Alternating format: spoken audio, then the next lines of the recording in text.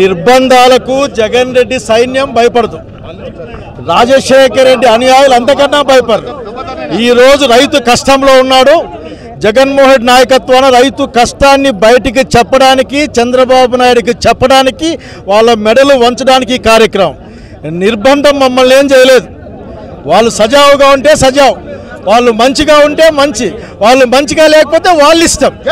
ఇక్కడది ఒకటే, యూరియా ఇవ్వలేని వాళ్ళు మీరు మమ్మల్ని అడ్డుకుంటారేంది? విత్తనం ఇవ్వలేని వాళ్ళు మీరు అడ్డుకుంటారేంది? మీకు ఇంకా సిగ్గన్న లేదు. యూరియా క్యూలో చెప్పులు పెడతా ఉన్నారు, చెప్పులు ఆలోచించుకోమని కోరుతా ఉన్నా.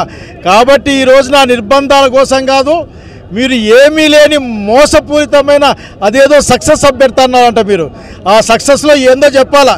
తలా ఒక ఎమ్మెల్యే ఒక లారీ యూరియా తెస్తే మా జిల్లా కన్నా పనికి వస్తుంది. ఏదో 100 కోట్లు పెట్టుబడి అంటున్నారు అక్కడ అని జనాలు మాట్లాడుకుంటారు. అది మాకు ఇచ్చినా బాగుంటుంది.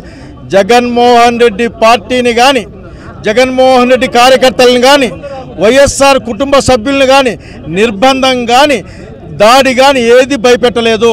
జగన్మోహన్ రెడ్డి గారి నాయకత్వంలో రైతుల కోసం అన్ని ఏర్పాట్లు చేశాం, కేంద్రాలు ఏర్పాటు చేసి అన్ని సమస్యలు తీర్చాం.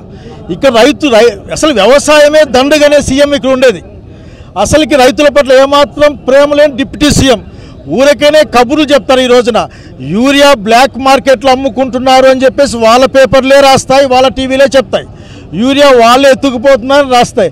ఈ రోజున యూరియా అనేది పెద్ద స్కామ్. అది అధికార పార్టీ వాళ్ళు దాంట్లో ఇన్వాల్వ్ అయినారని చెప్పేసి స్పష్టంగా కనిపిస్తూ ఉంది. ఈ వార్తలు వింటూ ఉన్నాం. రైతుల పట్ల ప్రేమ లేదు, ప్రతి చోట వ్యాపారం చేయడం తప్ప కూటమి ప్రభుత్వానికి ఇంకోటి ఉండే అవకాశం లేదు. ఒకటే మాట చెప్తా ఉన్నాం, జగన్మోహన్ రెడ్డి నాయకత్వాన రైతాంగం పక్షాన వైసీపీ శ్రేణులు నిరంతరం పోరాడతాయి, నిక్కచ్చిగా పోరాడతాయి.